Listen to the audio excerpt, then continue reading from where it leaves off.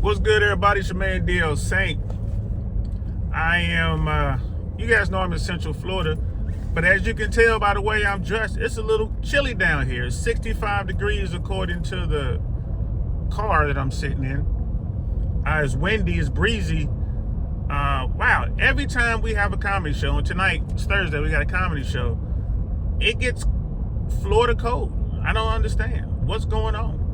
What's going on? It's a little chilly. I like this weather, I'm gonna be honest with you. I like this weather. I like it when I can wear leather or layers and dress, the way I dress. But these people down here in Florida, boy, they don't like this one bit. It's sunny and chilly. But that's not why I turned the camera on. I didn't want to come and talk about weather. Got to keep talking about what's going on with America, what's going on with Trump.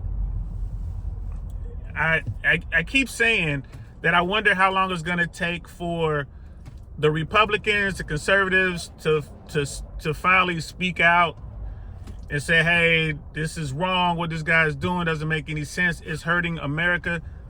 And I should have realized this, that it was going to be the money people. The money people would have been the ones to step up first. And they're getting closer and closer, man, because Wall Street and Fox Business and CNBC and the money people, like, bro, to them, money's first. Don't mess with their bread, right? Don't mess with their bread, man. It's money first with them. And they're starting to ask questions, right? They're looking at this. They're like, bro, now here's the thing with the money folks. The money folks, politics is not their number one thing. You might have a couple talking heads who are about the politics and, they wanted a Republican. They might even be MAGA.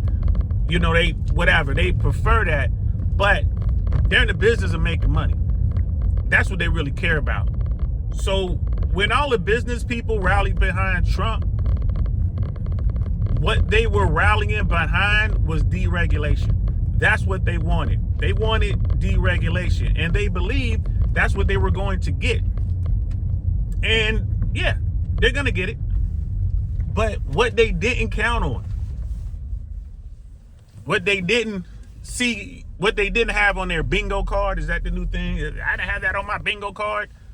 What they didn't realize is Trump meant all the stuff that he was talking about. He meant it, right? So in their minds, they were thinking, there's no way that this guy is going to do these things that he says he's going to do. There's no way that they're going to fire 70% of government workers. No way they're going to do that. There's no way that he's going to impose tariffs on our closest trading partners and start a trade war for no reason. There's no way he's going to do those things. And that's exactly what he did. And they all know. They know, they're like, oh, this is bad. This is going to mess up everyone's money. And the biggest thing is the uncertainty. It'd be one thing if Trump was like, okay, I'm going to do these tariffs. He sets the day, boom, tariffs. This is what we're going to do. That's one thing. But to say I'm going to do the tariff and then not do the tariff and then set the date for a tariff and then turn around and say, oh, we're going to give exclusions, but only for 30 days. Like to do all that back and forth, they can't make plans behind that. They can't figure out what the market's going to do behind that. It's uncertainty. That's the number one thing that they hate in that business is uncertainty. So when there's uncertainty, you're going to have volatility. And when you have volatility, you're going to have people pulling back. And that's what's going on right now. Like, make no mistake, guys, stock market is going to go down like this, right? It's going to kind of bottom up, and then it's going to slowly rise again, like a U, right? What the money people wanted, they wanted the V. They wanted to just go down, hit the bottom, and come back up. The U was worse, right? Recession, definitely going to happen, and guess what? We might even start hearing the D word, depression, depending on how long this lasts. So the pain is here. And even if Trump and his administration were to reverse course, the damage is already done. We're already in it. The damage is already done. So you got the private sector laying off. You got the government sector firing people, which is going to be costly. And I mean, there's talk out there now that there's been another ruling saying that the Office of Personnel Management isn't legally allowed to do the firings, and all the firings came from OPM. So what does that mean? You know, a lot of people are going to get excited, like, oh, do I get my job back? I don't know, maybe not necessarily kind of thing, right? Because what will happen is they'll just change those firings to, all right, it was the head of whatever department you were with. So if you were with the FAA, it was the head of the FAA that fired you. Or if you were with the Veterans Administration, the VA, it was the head of the VA that fired you instead of OPM. So these firings, bro, looks like they're trying to make them permanent. I think that's going to be the thing throughout Trump's administration. But, you know, this guy came in and he's wreaking havoc. Now, here's the thing. You look at Trump, you watch how he's moving. I'm starting to believe that it's just sheer incompetence, like I've been saying from the beginning. The dude doesn't know how to run companies. Every company he ran failed. I understand that. He surrounded himself with a bunch of yes men, so he doesn't have the best and the brightest. So whatever policy America has right now, the White House has right now, is based on how Donald Trump feels when he wakes up in the morning. That's the policy that day. So there's no real policy. So there's going to be just chaos. And chaos is going to hurt everybody. It's going to hurt everybody. And this is just the beginning. The market dumped on just the talk of tariffs. Right? So they kicked the can down the road for Mexico, and it looks like Canada on certain parts of this tariff. So it's still going to be, looks like 25% tariff. We think they kicked the can down the road, but in a few weeks, I think it's a 30-day thing. It was a 30-day fix. So in April, the tariffs are going to go into full effect. And the latest from the White House press secretary is saying that, well, Donald Trump wants to give these companies an opportunity to build in America. So you want to give the car sector, like the automotive sector, you want to give them 30 days to come up with factories and assembly lines and employees so they can make their cars in America and avoid a tariff? That's the plan? You see what I mean? That doesn't work. That doesn't work. Meanwhile, America suffers. That's what's going to happen moving forward. America is going to continue to suffer. And my question to you supporters out there, you people who voted for Trump, at what point do you stand up and make some phone calls, send some emails, make some videos and post them on social media, because you know Trump watches them?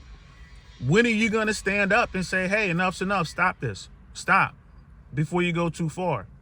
Stop before you really break America. That's what's going on right now, right? Period.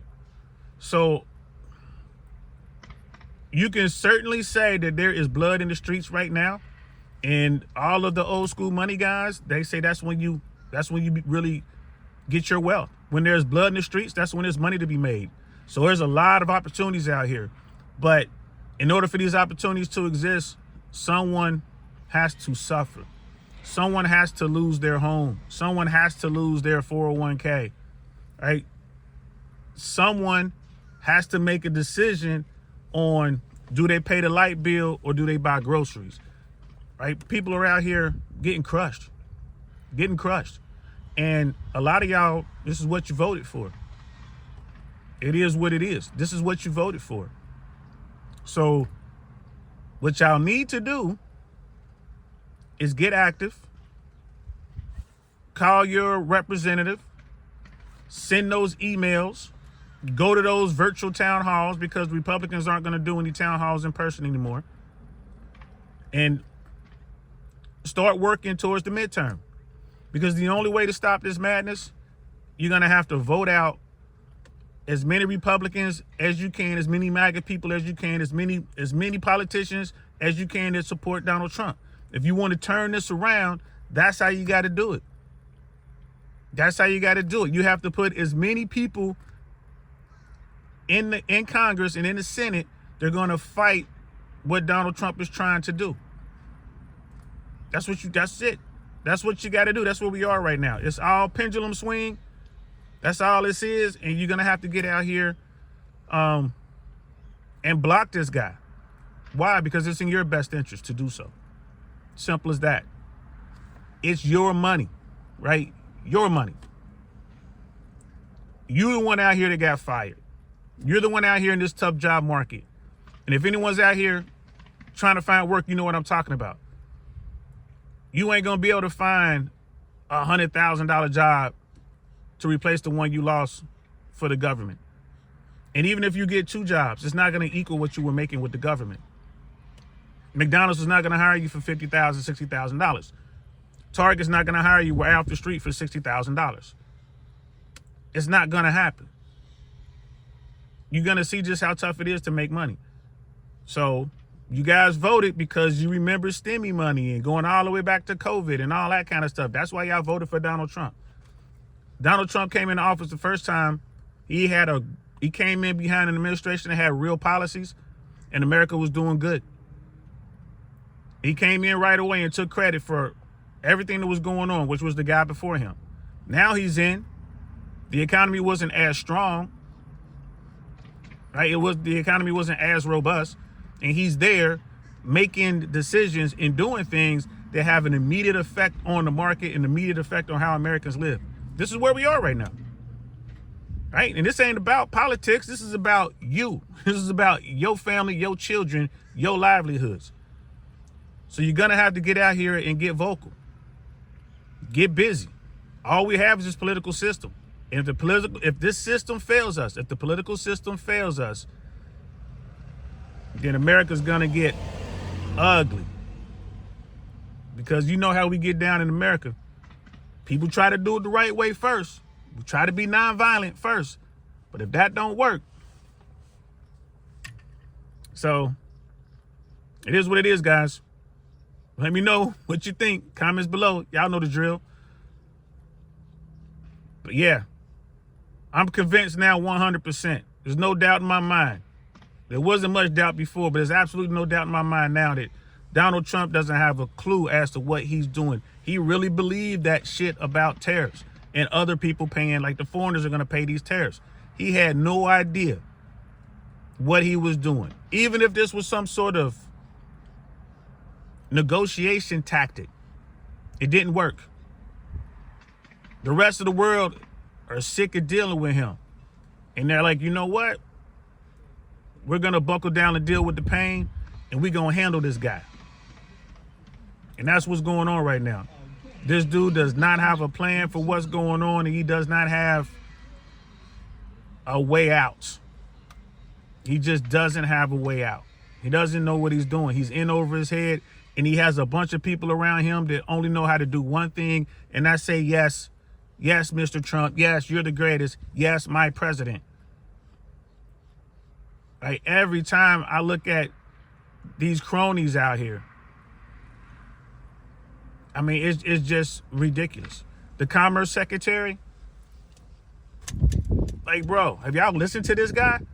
The Commerce Secretary, he doesn't have an answer for anything. And when he gets uncomfortable, he starts yelling and talking about how great Donald Trump is. That's it. These are the people talking to Trump. These are the people around him. Right? The press secretary, same thing. She goes into full-on, robot mode, and she just says what she's gonna say robotically and then walks off the stage. That's it. She hears a question she doesn't like, she just says something completely off topic and moves on. This is what we're dealing with, guys. And this is just the beginning. Trust me, it's only gonna get worse. It's going to hurt. And the only way to stop this is to vote out those people who support Donald Trump. We only have a 2-party system for the most part. So I would say vote Democrat and Independent. Get them people in there. I can't think of anything else. If you guys have another solution, let me know. I don't know what else. What can you do? You got to stop this guy. And the only way to stop him is to empower the other 2 branches to fight him. Judicial's doing their part, so you got to get legislative to go out here and fight him and take away presidential power. That's the only way to do it. And they need numbers for that. They need people. So get out here. If you guys don't know, if you're not registered to vote, get registered to vote. If you guys have any questions, you never voted before, and you just have some questions, shoot me your question. I can send you some links to wherever you live. Basically, all you got to do is type in a Google search, how do I vote? And they're going to ask you to put in your zip code and send you the information. It's not that difficult, guys, but you're going to have to get out here. You're going to have to vote in this midterm. That's the only way to really fight back. That's the only way to maybe get your jobs back. That's the only way to maybe get your safety net back. Social Security is going down, bro, right? Food stamps and all that kind of stuff, bro, that's going to go away too, right? All the social safety net that Americans rely on is being targeted. And you'll be surprised how many Americans rely on that just so they can eat. If you're out here getting government grant or some sort of government help to help you with childcare, that's going away. That's going away. There's a lot of people out here who cannot work if they don't have childcare. And I don't know if you guys noticed or not, but childcare is extremely expensive. When I was in California, bro, I was paying like damn near a car note a week in childcare. It was insane how high that stuff was, man. Insane. I was paying well over $200 a week. And back then, right, back in, 09, from 09 until, I guess 2015 or so, I think. Now, yeah, about 2014, 2015 is when we finally gotten into elementary school. I have to sit down and really think about it. But before elementary school, the pre-K stuff, man, that was a couple $100 a week. A week out in LA. So, and I found a good deal. I knew people who was paying way more than that. I know some people who was paying $300-$400 a week on their child care. So if you ain't getting help from the government, you're not gonna have that child care. So here's what it is, guys. I know I'm rambling here, but y'all voted for this. All right, I get it. Whatever. You made a mistake. This isn't what you voted for. Fine. So how do you fix it? You got to go out here. You got to send people to D.C. that's going to fight this guy. You got to send people to D.C. that's going to allow one of our branches, one of the other two branches of government, to fight back. Judicial's already fighting. So empower legislative to go and fight back. You're going to have to send Democrats and liberal types and independents who caucus with the Democrats to D.C. just so they can fight this guy. And I mean, it is, like they're saying, constitutional crisis, bro. You got to fight this dude. This is the way to do it. If you have another way, let me know. Leave it in the comments below.